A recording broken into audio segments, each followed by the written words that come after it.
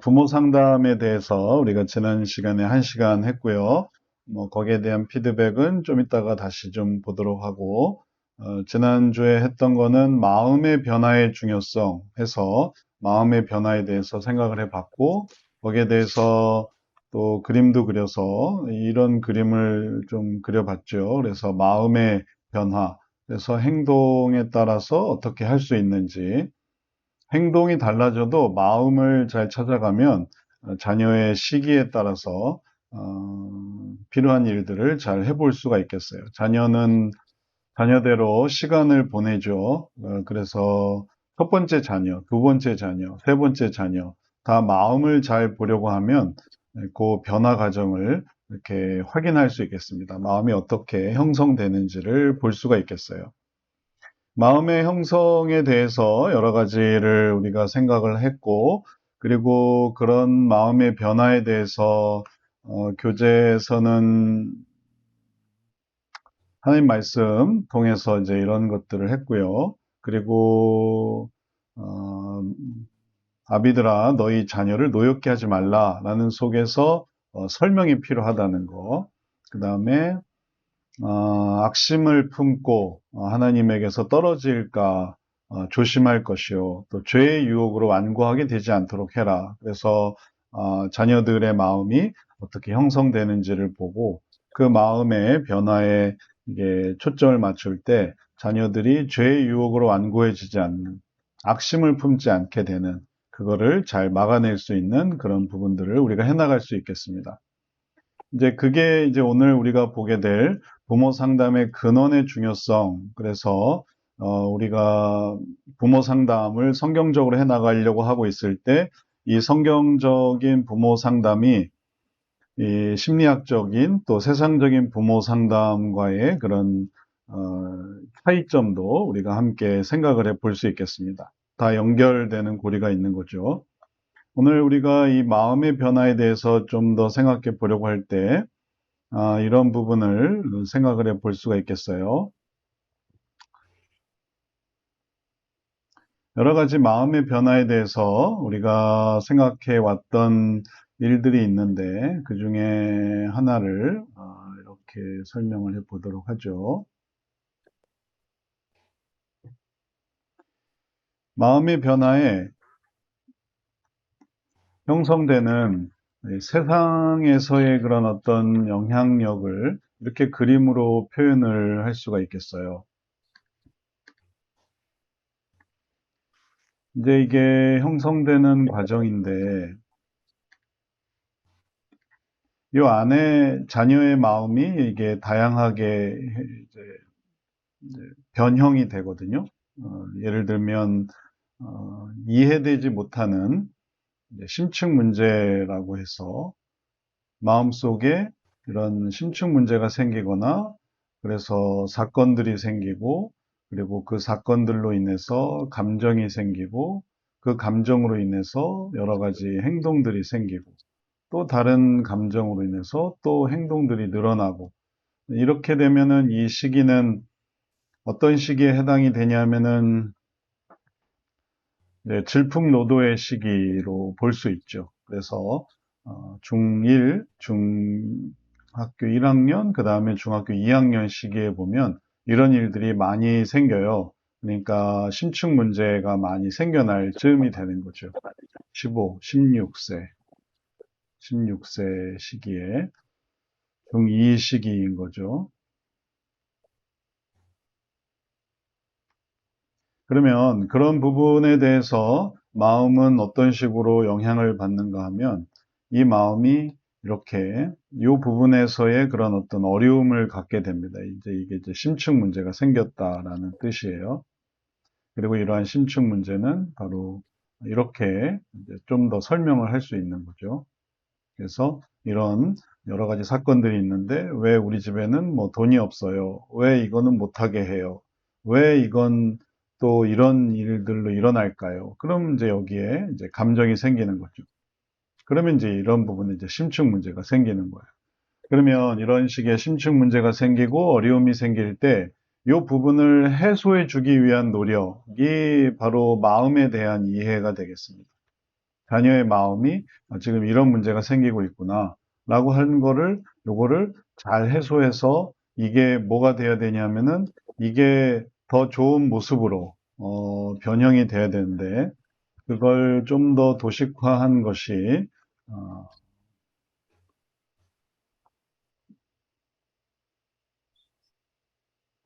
이렇게 우리 성역 상담 차트에서 보는 내용들이죠. 그래서 그렇게 심층적인 부분을 좀 더 구체적으로 만들어가는 과정이 심층에서 이걸 뭘로 만들어 가려고 하냐면은 욕구가 아닌 양선으로. 그럼 이거는 그냥 1대1 대응으로 생각을 하면 되겠어요. 그래서 이렇게 1대1 대응으로 해서 이런 심층의 모습이 양선의 모습으로, 그리고 우애의 모습으로, 이렇게 이어갈 수 있도록, 이렇게 변화될 수 있도록, 좀 더 안으로 들어가야 되겠네요.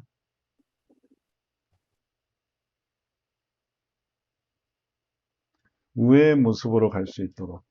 그러면 이 부분에서의 심층의 모습이 우애의 모습으로 형성이 되게 되면 아까 우리가 보았던 이 심층에서의 이런 복잡한 부분들이 다 해소가 돼서 그게 변화된 걸 의미하는 거예요. 이게 이제 사라지는 거죠. 그럼 이게 이렇게 사라지게 되면 그럼 요소들이 이 심층의 요소들이 새롭게 변형이 돼서 이걸 이렇게 해석할 수 있고 또 이걸 이렇게 해석할 수 있고 또 그 해석을 이런 식으로 이해할 수 있다. 이게 구도를 이렇게 표현한 거죠. 그렇게 되면 이 안에 있었던 여러 가지 안 좋았던 것들을 다 빼내면 이게 뭘로 바뀌냐 하면은 말하자면 이게 뭐 연결하는 거야 뭐 여러 가지가 되는데 1대1 대응으로 할 때 말하자면 이게 우애로 바뀌는 거예요. 마치 뭐와 같으냐 하면 이 부분에서 감인데 떫은 감을 한번 생각을 해보세요. 감이 있는데 떫은 감이 있어요. 떫은 감이다라는 거는 그 안에 그 신맛과 그다음에 그 불편하게 하는 그런 요소들이 많이 있는 거죠. 근데 그런 요소들이 다 사라지고 이게 좋은 모습으로 변형이 됐다. 그럼 이제 딱딱한 게 물렁물렁해지고 또 썼던 부분이 다 사라지고 아주 달콤한 부분으로 바뀌는 과정인 거예요. 그럼 그게 이제 성숙하게 된 거죠. 그리고 그게 성화된 것이고. 그래서 이제 단감으로 바뀌는 거죠. 그러면 그러한 노력이 이 자녀의 마음을 이런 식으로 표현할 때, 이 심층 문제는 우애로 바뀔 수 있고, 꼭 그렇다는 건 아닙니다. 이제 1대1 대응으로 할 때 그렇다라는 거예요.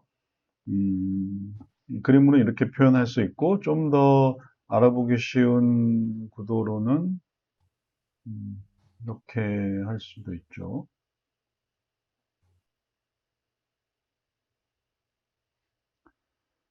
어떤 문제로 괴로워하고 있습니까? 자녀에 대해서. 예를 들어 뭐 중학교 자녀에 대해서.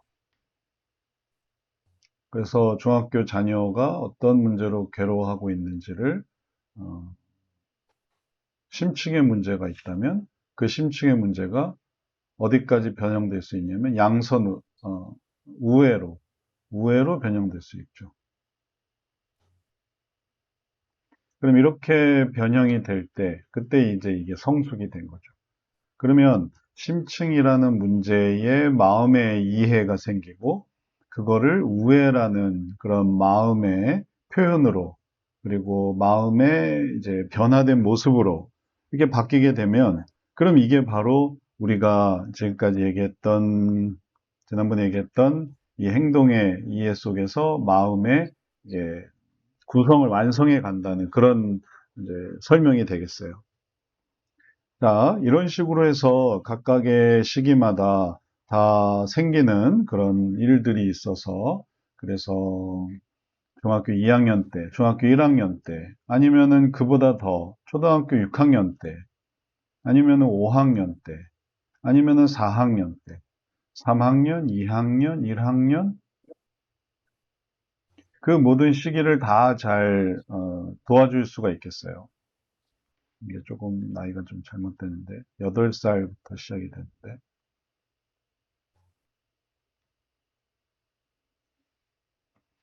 이거를 기준으로 해서 8, 11 학년기랑 좀 연결을 시켜야 되겠어요. 11, 14, 여기도 14로 바꿔야 돼요. 그래서 초 1, 2, 3 시기 혹은 4, 5, 6 시기 아니면 그 더 미취학 시기도 마찬가지예요. 이 아이에게 예를 들면 더 간단한 문제로서 심층 문제는 중학교 2학년에 일어나는 일이라는 거죠.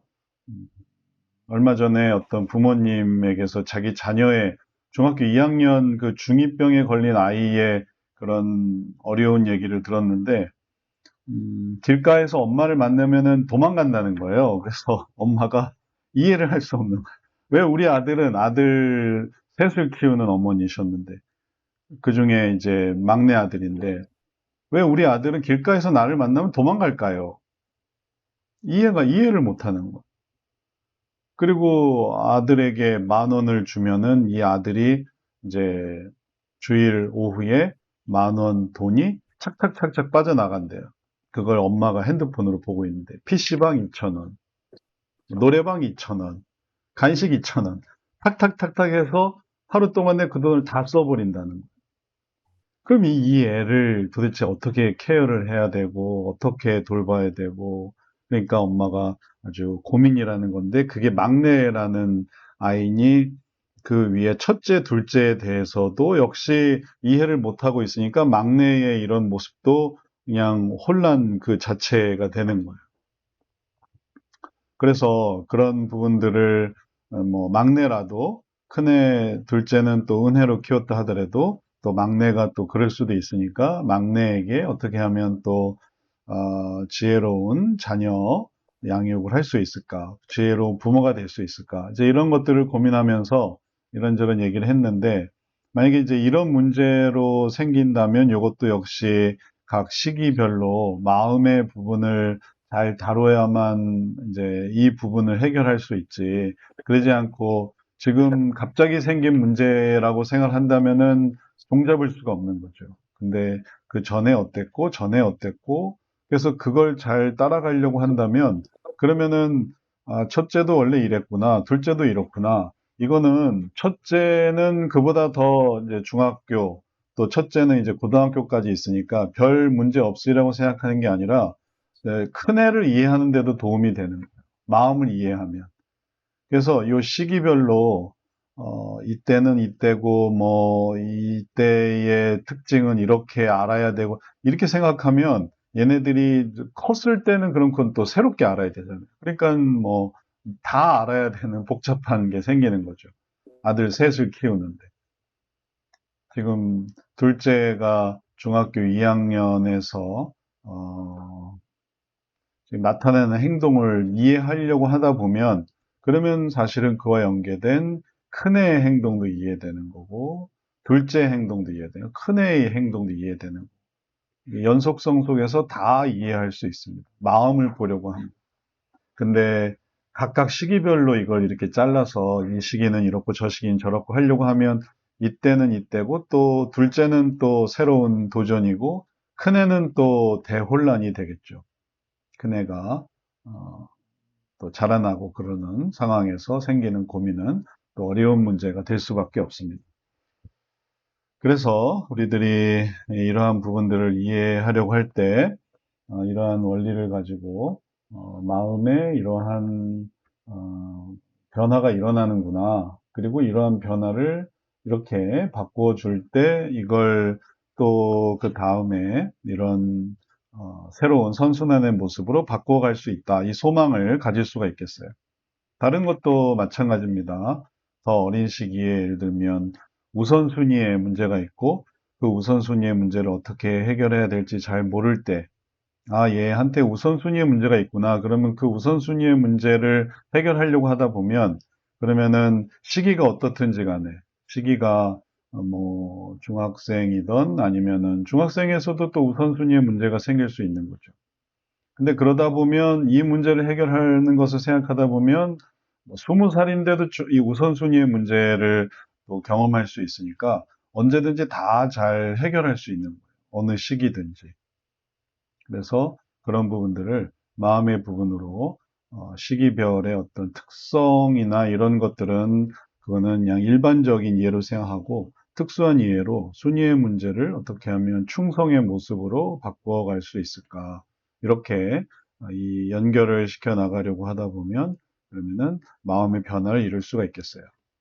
그러면 결국 성경적 상담은 이 시기별로 나누어지는 어떤 특성을 무시하느냐, 그러면은 그런 건 아니에요. 시기적인 거를 이게 거기에 매이지 않는다라는 거죠. 그러니까 그 단순한 시기에만 이렇게 매여서 중학생은 이래요. 혹은 고등학생은 이래요. 대학생은 이래요가 아니라 이걸 더 크게 보는 거예요. 그래서 이랬던 애가 이렇게 바뀌었을 때 이 속에 어떤 변화가 일어난 걸까? 그 중에 우리가 또 이해해야 하는 것이 오늘 우리가 보는 것과 같은 이게 다른 이 근원의 이제 영향력입니다. 우리 부모 상담도 마찬가지인데 부모 상담의 근원의 중요성도 있는데 이 일반적인 그런 사람들이 어떤 식으로 행동하고 또 영향을 주는가 이런 것들이 부모에게도 마찬가지고 자녀에게도 그런 일들이 있는 거예요. 그러니까 그런 것들을 이해하고 그런 것들을 또 대응하려고 하면은 그럼 더욱 지혜롭게 이 문제를 잘 해결할 수 있는 거죠. 그래서 이러한 부분들이 우리가 중요하게 생각하는 그런 요점이 되겠습니다. 자, 부모 상담의 근원의 중요성으로 들어가서, 자녀도 그냥 그 시기에서, 그냥 요 아이가 요렇게 자라는 게 아니라, 이제 주변에서 받는 영향력이 있어서 그 영향력을 통해서 자라나죠. 그래서 그걸 어떻게 해석하고 이해하느냐가 중요하겠습니다. 다른 주변의 영향력, 똑같이 영향을 받는 거죠. 그때 받던 영향력이 이제 그 다음 시대에도 또 새로워지고, 첫째 애가 받았던 세상의 영향이나 혹은 둘째가 받았던 세상의 영향은 또 조금씩 달라질 수 있겠지만, 그러나 이제 결국은 본질은 같아요. 그래서 각각이 첫째가 경험했던, 둘째가 경험했던, 셋째가 경험했던 그 영향 속에서 그걸 얼른 그 속에 들어온 마음의 문제를 얼른 좋은 것으로 이렇게 빼낼 때 이게 들어왔단 말이에요. 영향력이 들어왔단 말이에요. 근데 그 영향력을 잘 빼낼 때 그리고 이제 새로운 것으로 채울 때, 하나님의 주신 새로운 것으로 잘 채울 때, 그때 이게 떫은 감에서 단감으로 바뀌게 되는 거죠. 마음의 부분을 주의 깊게 살펴볼 때 이런 변화를 계속 추구할 수 있습니다. 우리 자녀들이 늘 이렇게 달라지고, 그리고 또 그러한 것들을 우리가 고민해 볼 때, 우리가 해야 될 것을 아는데, 그걸 하기 위해서 우리 자신, 부모 자신의 모습을 생각해 볼 수 있겠어요. 부모 자신의 모습에서 부모들이 생각하는 이런, 부모 상담의 근원의 중요성에서 먼저 첫 번째, 세상적인 상담이 우리를 사로잡히게 만든다라는 것을 한번 생각을 해보죠. 다시 말하면 성경적 상담에서 우리들에게 이러한 부분은 이렇게 해야 됩니다라고 하는데 세상적인 상담은 또 다른 걸 얘기하고 있는 거예요. 뭐 흔한 얘기로 요 시기의 고민들에 대해서 예를 들면 아까도 얘기했지만 이런 심층적인 문제에 대해서 세상은 어떻게 말하는가 한번 생각을 해보죠. 이런 심층적인 것들 속에서 아이들이 오해하고 그리고 그것 때문에 감정을 갖고 그런 행동을 할 때, 뭐, 흔히들 들어봤을 수도 있겠지만 세상에서는 이걸 어떻게 이런 양상이 있는데 이건 양상을 표현한 것 뿐이니까 이 문제를 어떻게 해결하라고 하나요? 그러면 대개 하는 건 뭐냐면은 그걸 그냥 허용해 주는 거예요. 그걸 적극적으로 뭐 애써서 할 필요가 없는 거죠. 왜냐하면 자녀들에게 이제 능력이 있기 때문에, 할 만한 능력이 있기 때문에.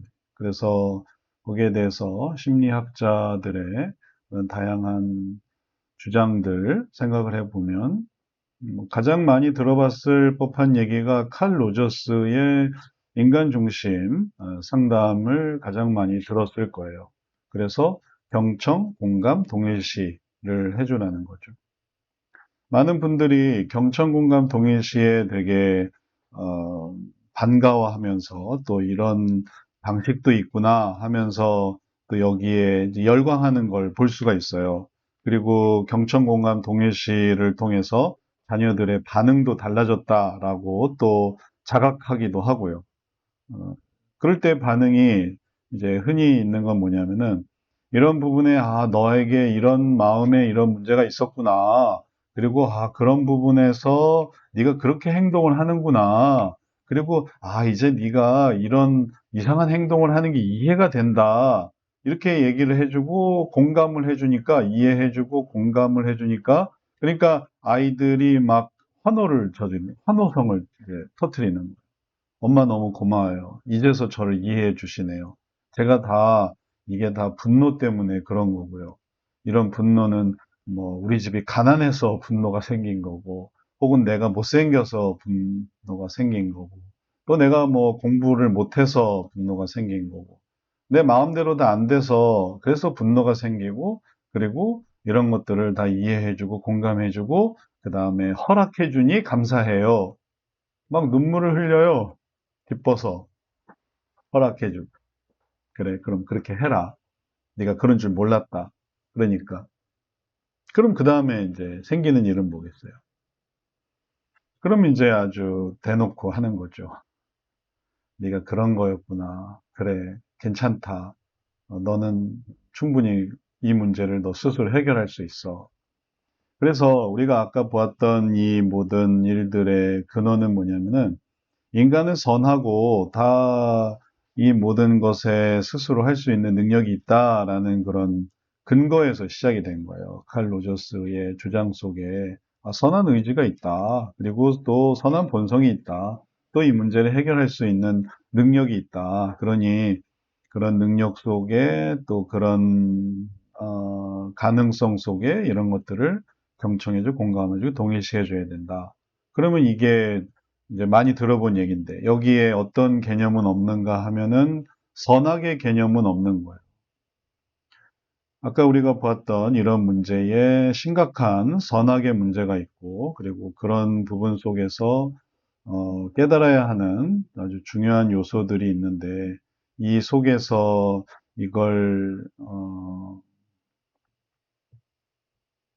이걸 이렇게 생각할 때, 이런 부분을 분노로 갈 때, 여기에 이제 욕구에 의해서 이런 것들이 생겨나요. 욕구에 의해서. 그리고 분노를 더 터트리기 위해서 이런 행동들을, 잘못된 행동들을 할 때, 이런 행동들도 또 욕구에 의해서 생겨나요. 그러니까 욕구가 계속 자극이 되는 거죠. 그러면 행동 1이 행동 2로 나가고, 그래서 뭐, 물건을 던지고, 발길로 차고, 동생을 괴롭히고, 그런 것들이 계속 되어지는 것도 다 욕구예요. 욕구가 더욱 강화되면서 생기는 거죠. 그럼 이 욕구가 사실은 이게 죄된 본성인데, 죄된 본성, 죄된 본성, 죄된 본성으로 막 이렇게 생겨나는데, 여기에 대해서 이제 심리학에서 보여주는 행동은 허용, 공감, 그 다음에 거기에 대한 경청, 어, 이렇게 돼버리니까, 결국은 이걸 없애는 게 아닌 거죠. 이걸 계속 이제 격려해 주는 게 되는 거죠. 그래서 이런 부분에서 심리학적인 방법과 그 다음에 성경적인 방법의 차이가 있어요. 선악의 부분이 존재하지 않으니까 우리에게는 선이 있고 악이 있고 그래서 세상에서 보는 악한 영향이 있고 그 악을 우리의 자녀들이 받고 있고 그리고 거기에서 하나의 줄다리기가 이루어져서 이런 악한 상담에서 영향을 받아서 악한 친구 혹은 또 악한 세상 또 악한 매체 이런 것에서부터 자녀가 이렇게 영향을 받고 있다. 그러면 이거에 대해서 자각을 하고, 그러면 이제 이 자녀를 선으로 갈 수 있도록 이렇게 이끌어 주려고 해야 되는데, 이런 선으로, 그래서 선이나 공의나 하나님의 말씀으로 이렇게 해줘야 되는데, 이 자녀를 이런 영향력 속에 이제 내버려 두게 되면은, 그러면 이 자녀가 결국은 이 속으로 들어가게 되는 거죠. 그리고 그 다음 단계는 이제 그 자녀가 다른 사람을 또 조정해서 또 다른 누군가에게 그 역할을 하는, 그래서 또 다른 누군가를 또 어, 영향을 미치는 타인에게 그러한 사람이 되는데, 이러한 것들에 대해서 심리학은 전혀 뭐 말하고 있지 않다는 거예요. 선악의 기준을, 네, 선악의 기준을 전혀 말하고 있지 않으니까, 이런 부분에서 이제 지혜로워 보이지만 사실은 이게 성경적인 부분에서는 좀 어리석은 모습일 수밖에 없는 거죠. 인간 중심 상담이 그렇고, 그 다음에 가족 치료도 그렇고, 가족 치료에서도 여러 가지 논리 속에서 이게 선이냐 악이냐 이런 걸 구분하는 게 아니라 그냥 그랬다라는 거예요. 인지 행동에서도 그렇고, 이게 어쨌든 이런 부분에서 행동 수정도 뭔가 바꿀 것 같은 그런 거지만, 이것도 다 통제하고 지배하고 내가 원하는 모습만 갖게 되는 것을 선으로 보고 있기 때문에, 올바른 행동에 대한 기준을 제시하고 있는 건 아니에요. 그런 것을 인지행동에서 이게 올바르다, 이게 의이다, 이런 것들을 말해주는 건 아닌 거죠. 그냥 원하면 이렇게 할 수 있습니다라는 거예요. 개를 훈련시켜서 물어 하는 거를 연습시킨다고 한번 생각해 보세요. 그 방식이 동일하게 자녀들에게도 주어지는 거예요. 이런 것들을 받아들이면. 공격해. 널 무시했니? 그러면 나가 싸워. 이렇게 가르친다고 한번 해보세요. 그럼 그걸 이렇게 하면 됩니다. 강화와 소고와 처벌로 그렇게 아이들을 키우세요. 강하게 키우세요. 이렇게 가르치지, 그걸 그거는 옳지 않습니다. 옳은 부분을 가르치세요. 이렇게 심리학에서는 옳고 그런 걸 얘기하고 있지 않아요. 같이 중립적인 그런 부분이기 때문에. 그렇기 때문에 이런 심리학적인 그런 가르침 속에서 우리들은 여기에 오히려 무장해제되는 것을 이제 자각을 해야 되겠어요. 심리학적인 세상적인 상담을 우리가 배웠더니 내가 예전에 할 수 있었던 것들을 다 내려놓게 되는구나. 내가 본능적으로 갖고 있었고, 또 이해하고 있었고, 그리고 또 내가 뭐 가정에서 배웠던 것들도 심리 상담에 대한 교육을 받으면서 그게 다 내려놓아지게 되는 거예요. 그리고 그렇게 해야 됩니다. 또 인격적으로 해야 됩니다. 또 뭐 이런 부분에서는 뭐 이런 방식을 사용해야 합니다. 그러다 보니까 그런 부분들이 이제 어느새 조금씩 이제 수용하고 받아들이게 되면서, 그래서 하나님의 기뻐하시는 모습을 만들어 간다는 그런 정당성, 당위성 이런 것들은 다 사라지고, 그런 것들은 이제 자연스럽게 받아들여지는, 어쩔 수 없이 생기는 그런 문제가 되는 거죠. 그러면 이런 부분들을 해결로 나아가는 게 아니라, 이게 상황이 생겨난 거 이후부터 악화로 가게 돼요. 계속 악화될 수밖에 없어요. 그 다음도 악화되고, 그 다음도 악화되고. 그래서 이제 이 문제를 이런 식으로 해결해서 우회로 가려고 하는 게 아니라, 이 문제가 그 다음 문제로 생겨나요. 그 다음에 관계의 문제가 생기고, 또 그 다음에 조직의 문제가 생겨나고, 또 그 조직의 문제에서 선악의 문제가 생겨나고, 뭐 어떤 식으로든지 뭐 조금씩 차이는 있지만, 이런 식으로 문제가 계속 생겨나게 되면, 그러면은 이제 말도 안 듣게 되고, 그 다음에 뭘 먼저 해야 되는지 알 수 없게 되면, 그 다음에 이제 문제가 생기는 거죠. 우리가 이런 부모 상담에서의 이런 어려운 점들을 다시 한번 생각하고, 이게 사로잡히는 것이다. 그 다음에 이건 우리들로 하여금 할 수 있는, 부모가 할 수 있는 이런 부분들을 오히려 못하게 만드는 아이러니한 거죠. 부모 상담을 하면 할수록 그 순간에 초점에 맞추다 보니까 오히려 더 큰 걸 못 보고, 그리고 더 올바른 자녀를 이제 못 만들게 되고, 그리고 신앙 교육도 시킬 수가 없게 되고, 전반적으로 다 그렇게 돼요. 신앙 교육도 안 돼요. 또 인성 교육도 안 돼요.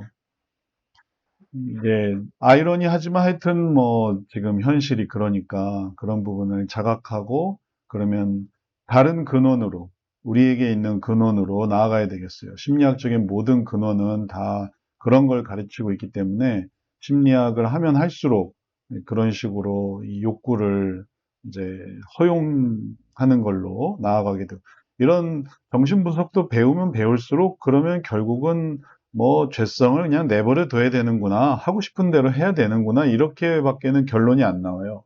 이게 다 정당화를 시키고 합리화시켜서 내가 이래서 그렇거든요, 이렇게 설명하는데 내가 무의식적으로 그런 거거든요. 또 제가 이런 시기를 거쳐서 그런 거거든요. 이건 제 자아의 문제거든요. 그리고 이런 식으로 이건 제가 방어가 있는 거고 이건 당연한 거거든요. 그러니까 결국은 그냥 절 좀 내버려 두시겠어요? 이렇게 되니까 그 다음엔 이제 할 말이 없는 거죠. 배우면 배울수록. 융의 심리학. 제 성격이 원래 이렇거든요. 저는 원래 내향적이거든요. 외향적이거든요. 저는 원래 분석적이거든요. 사고적이거든요. 판단적이거든요. 전 A형이거든요. B형이거든요. 저를 좀 내버려 두세요.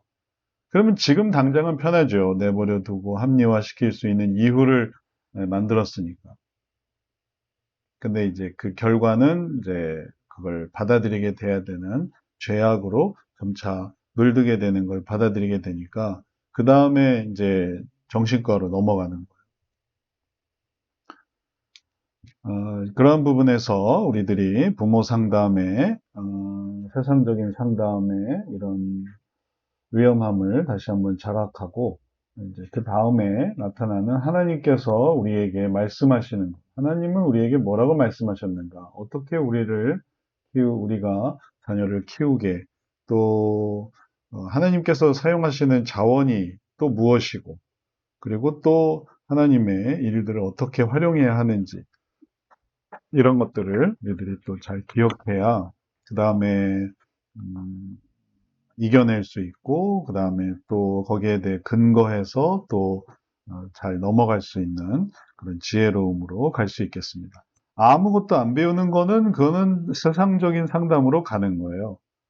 그러니까 세상적인 상담을 배워서 상담을 가는 것이기도 하고, 아무것도 안 배워서 그렇게 되기도 하고, 이제 성경 상담은 필요한 걸 배우는 거죠. 배워야만 하는 걸 배우는 거죠. 좋은 걸 배우는 거죠. 그러니까 배우려면 좋은 걸 배워야 된다라고 말할 수 있겠습니다. 자, 우리 첫 시간에 여기까지 한번 해보고, 그 다음에 여기에 대해서 우리 또 얘기 나누고, 혹시 또 궁금한 거 있거나, 또 뭐 좀 필요한 사례들이 있으면은 또 얘기해 주시면 또 그것도 함께 나눠보도록 하죠. 자, 오늘 중요한 얘기는 좀 지금 했으니까 여기에 대해서 조남미 집사님부터 말씀해 주시겠어요? 어떻게 보셨어요? 음, 지금 목사님 말씀하신 그 과거에 그 자녀 교육을 했던 것을 한번 쭉 이렇게 지나가는데, 그, 뭐, 인간 중심이라든가, 뭐, 가족 치료라든가, 뭐 정신분석이라든가, 또는 행동주의라든가, 그 모든 거를 다 사용했었던 것 같아요. 그래서 네, 네네. 아주 그러니까 경험이 특히 이제 많으시네요. 청소년 시절에 정말 자녀들이 갈피를 못 잡고 막 했을 때, 음, 막 그 보상, 이거 너 이렇게 하면은 엄마가 이렇게 해줄게. 뭐 음, 막 이런 방법도 사용했던 것 같고, 음, 그리고, 자녀가 이렇게 되는 것은 뭔가 가계적으로 어? 엄마로부터 아빠로부터 뭔가 그런 해결되지 않는 어떤 그런 죄의 영향력이 있기 때문인가? 막 그래가지고 또 이제 그 부분은 또 막 이제 또 나 자신과 또는 함께 사는 막 남편의 막 그런 어떤 무의식의 세계까지 막 하나님께 가르쳐 달라고 또 막 어, 기도했었던 그런 시간도 있었던 것 같고, 네, 정말 이 네 가지 그러한 것들이 다 존재했었던 것 같아요. 근데 정말 이 성경적 상담을 통해서 그 과거에, 그러니까 그것들이 다 나쁜 거는 아니었던 것 같다고 생각이 들었어요. 그 당시. 그러니까 음, 부분은 도움이 됐었다. 음, 그러니까 어떤 부분은 도움이 되는 부분이 좀 있었지만 그게 이제 본질적인 성경적인 원리에서 합당하지 않은 부분이기 때문에 그게 어느 수준에서는 이 부분이 도움이 됐어. 또 어떤 문제에서는 이 부분이 도움이 됐고 했지만 그게 지속적으로 성장하고 성숙하지 못했었던. 그래서 막, 이 부분이 옳은 것 같아 해서 그 부분을 막 추구를 했는데 나타나는 이제 마지막 결과가 하나님의 뜻에서 비껴난 방향성에서 비껴난 거기 때문에 그게 열매를 맺혀지지 못했었던 순간들이 참 많이 있었던 것 같다고 생각이 들거든요. 음, 근데 이 성경적 상담을 통해서 그게 왜 비성경적이었는지, 음, 그게 왜 심리학적인 거였는지, 음, 그게 왜 세상적인 방향이었는지를 이제 이렇게 지금 음, 깨달아가고 정리해가고 다시 하나님의 뜻에 합당한 방향성을 다시 정리하고 이런 이제 그리고 정리하면서 또 거기에 따른 또 열매들이 또 있고요. 그러니까 자녀들과 만나면서 대화하면서 이제 그때는 엄마가 이런 부분은 이게 옳다고 믿어서 이런 방법을 선택을 했는데 시간이 지나고 나니까 이게 성경적인 방법이 아니었다는 걸 깨달았다 하면서 자녀들과 이제 이렇게 대화를 공유하고 있는 그런 과정인 것 같아요, 저는. 네.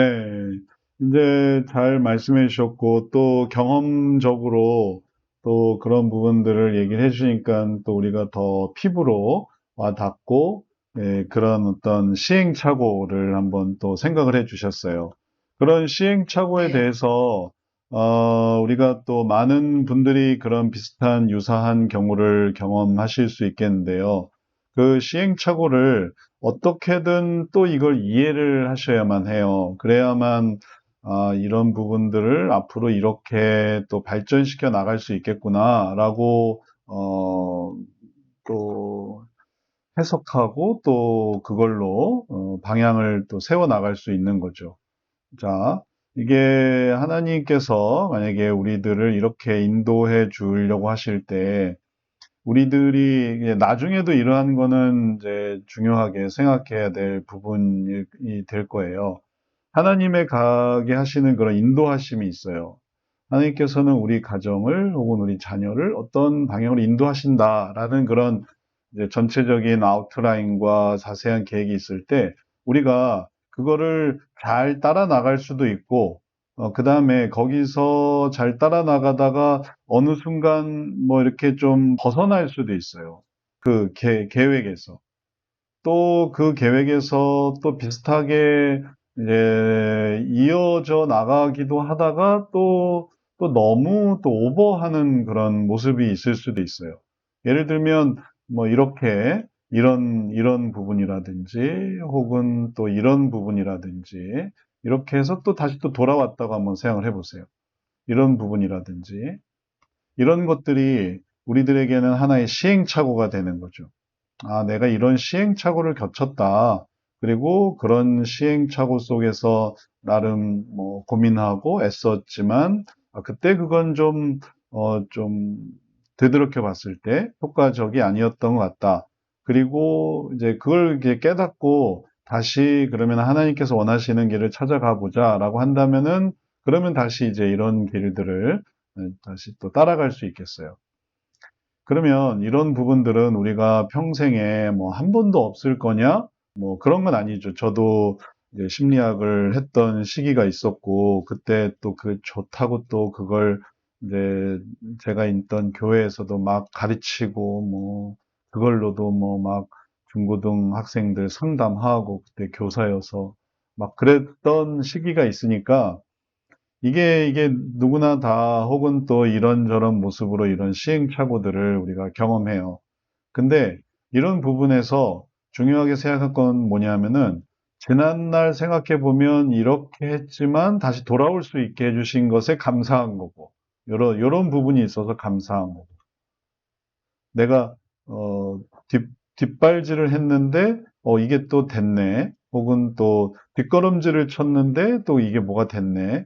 난 그냥 도와주려고 했던 건데 또 뭐 이런 어떤 은혜가 생겼네. 이런 부분은 감사하고. 또 이런 부분은 또 이제 경계를 삼아야 되겠어요.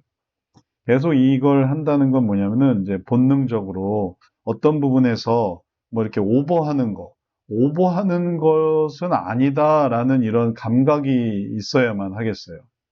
어떤 분이 그 이제 내적 치유 세미나에 갔는데 그 내적 치유 세미나에서는 뭘 하라고 했냐면은 욕설을 하고 그다음에 자기의 분노를 표출을 해보라고 해가지고 조금 하다가 이게 도저히 이게 이제 내적 치유 이제 원리에서는 이제 그게 어떤 내면의 세계의 그런 어떤 해방인 거죠. 그리고 그런 걸 통해서 내 무의식 속에 있는 걸 끄집어낸다.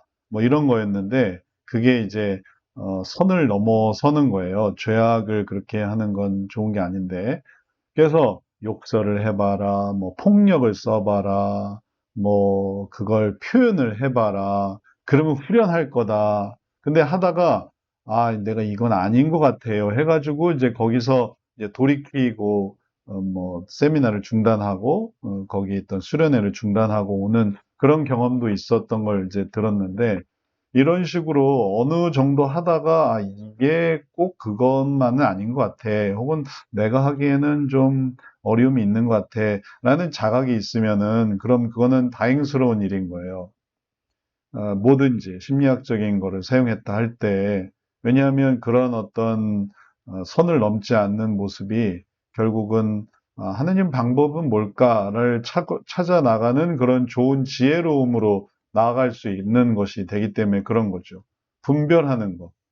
이거는 천사의 말이라도 마찬가지인데 그 천사의 말이 이게 진짜 맞는 말일까? 한번 하나님의 은혜 가운데서 신앙 가운데서 돌이켜 볼 때 이게 심리학이든 아니면 신학이든 신학이라고 해서 성경적이라고 해서 또 다 올바를 수는 없으니까 그게 진짜 성경적인 건가?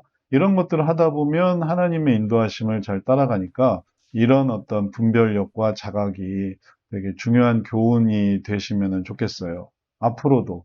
앞으로 뭔가 새로운 그 어떤 것이 있다 하더라도 내가 하나님께서 만들어 나가려고 하는 하나님의 인도하심, 그걸 잘 따라야겠다. 그리고 또 그 속에서 하나님의 목표, 그거를 잘 이루어야겠다. 그걸 하려고 하는 거지. 내가 뭐 그 어떤 이론에 혹은 그 어떤 방법에 뭔가 매이려고 하는 건 아니다. 이렇게 해야만 이 과정을 앞으로 남은 일들도 잘 따라가실 수가 있겠어요. 여튼 과거는 시행착오로 생각하시고 앞으로 소망을 가지시면 됩니다.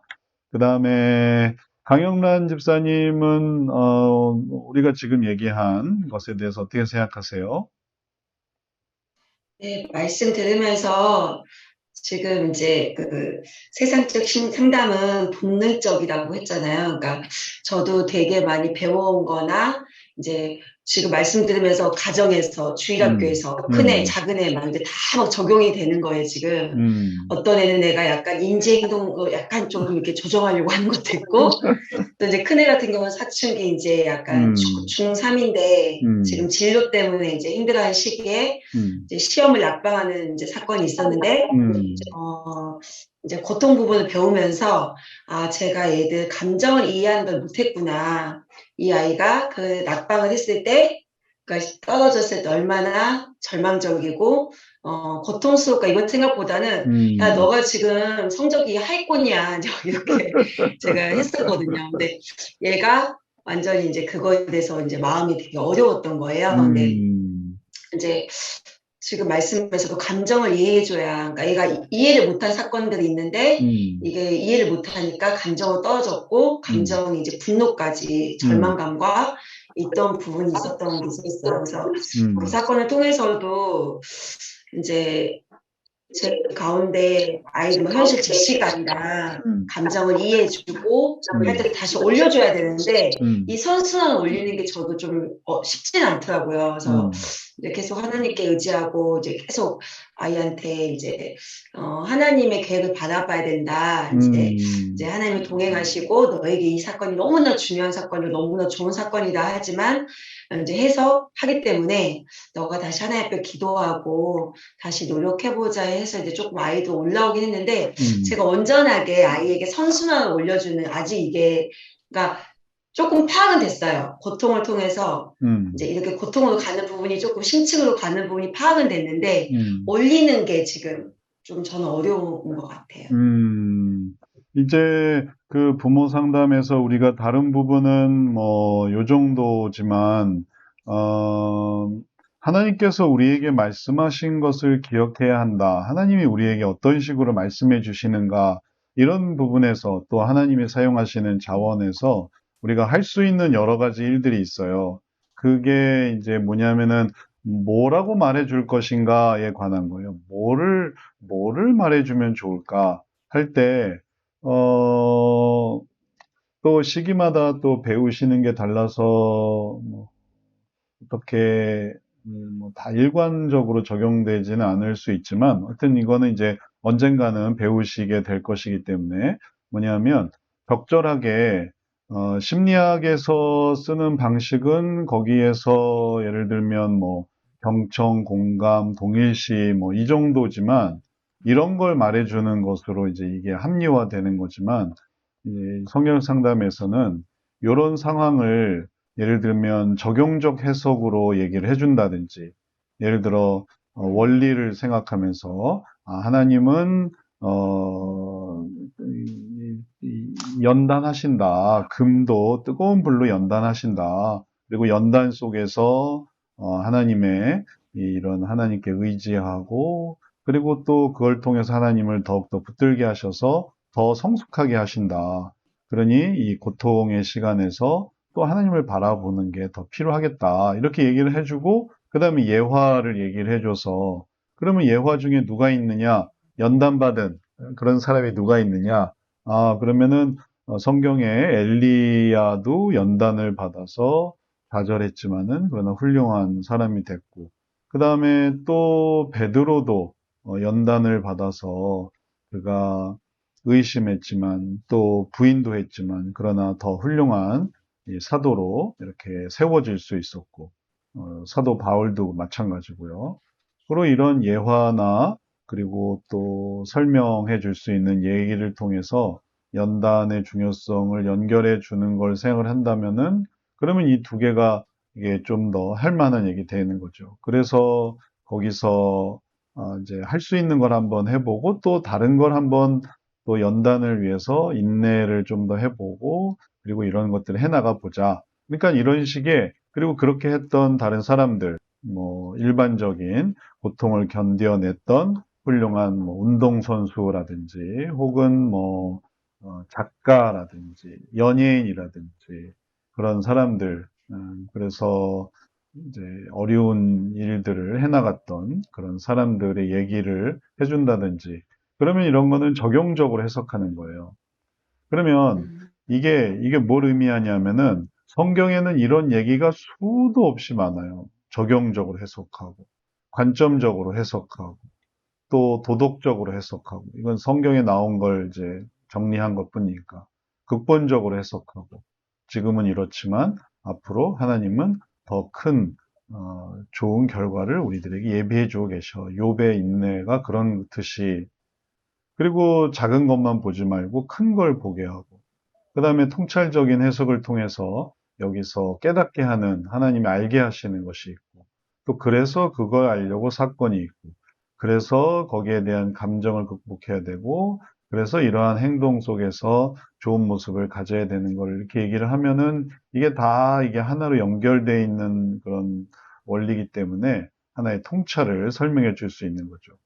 그러니 이게 성경에 익숙한 사람은 단순히 그래 그래 맞구나 공감이 된다 그래 그럼 너 맘대로 해 이런 얘기 이상으로 더 풍성한 그런 이 성경의 이 가르침이 있는 거예요. 하나님의 말씀이 있는 거죠.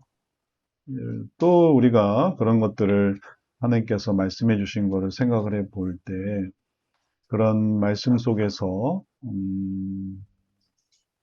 에베소서 말씀이 이제 한 예죠. 에베소 4장 11절부터 16절에 보면 그가 어떤 사람 사도 어떤 선지자 어떤 사람 복음 전하는 자 어떤 사람 목사 교사 삼으셨으니 이는 성도를 온전하게 하며 봉사의 일을 하게 하며 그리스도의 몸을 세우려 하심이라. 우리가 다 하나님의 아들을 믿는 것과 아는 일이 하나가 되어 온전한 사람을 이루어 그리스도의 장성한 분량이 충만한 데까지 이르리니. 그래서 이 말씀 속에서도 나타나지만 하나님께서 이게 다양하게 활동하시고 그래서 그리스도의 몸을 세우려 하시고 그리고 이런 것들 속에서 그리스도의 장성한 분량이 충만한 데까지 이르게 하신다. 그러면 이거는 우리들에게 하나의 소망이 되죠. 그래서 하나님께서 우리들에게 이러한 것을 통해서 이게 성장하게 하신다. 그리고 또 하나님께서 나를 또 새로운 사람으로 세우신다.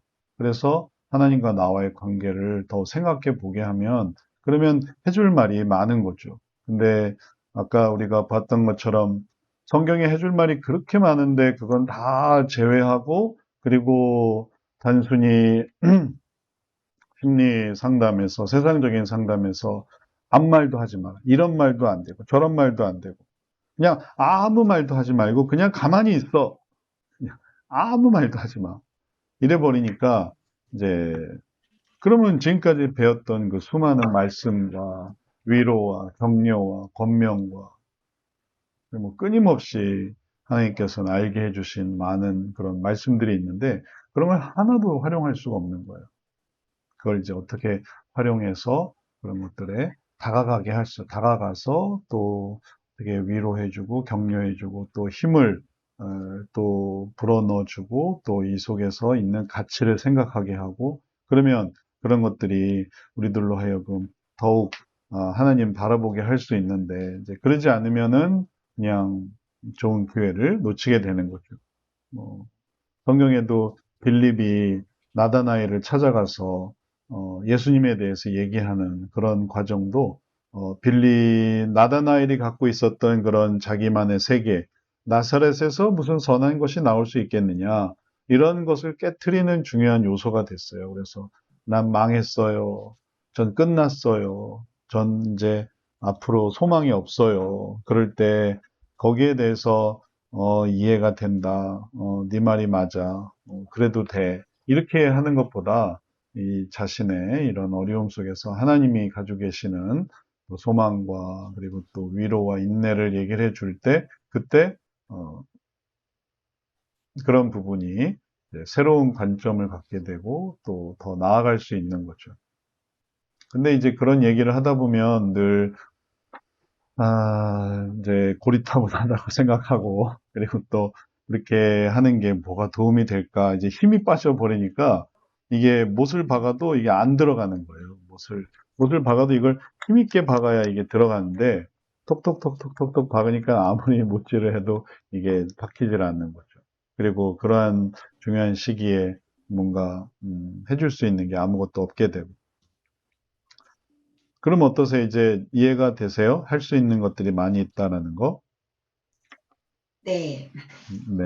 그러니까 그 순간에 좀 하나님 지혜를 주셔서 그래도 배운 게 조금 있으니까 네. 이렇게 이제 교제해서 감사하게 되게 아이가 이제 다시 기도하러 나가고 하나님 앞에 기도하러 나가고 예, 공부도 지금 해보겠다고 도서관도 가고 이제 다시 이렇게 소망을 갖게 됐는데, 내가 좀 더 배웠으면 아이에게 정말 이렇게 딱딱딱 이렇게 해줬을 텐데, 막 이런 네. 아쉬움이 있는 거예요. 근데 감사하게 또 그 작은 것 안에서도 하나님이 또 일하셨는데, 지금 목사님 말씀 들으니까, 정말 그런 매화도 있고, 그런 자원들이 많은데, 그렇죠. 다 사용하지 못했던 부분이 있는 것 같아요. 네, 맞아요. 이제 우리가 이런 것들을 잘 이해하고 활용하고 그리고 또 그걸로 다시 하나님께로 나아가려고 할 때 그때 세상적인 상담에 흔들리지 않고 하나님께서 기뻐하시는 온전한 상담으로 나아갈 수 있겠습니다. 자, 아멘. 그러면 우리 이제 잠깐 쉬었다가 쉬는 시간 갖고 그다음에 또 계속 이어나가 보도록 하겠습니다. 잠시 쉬겠습니다.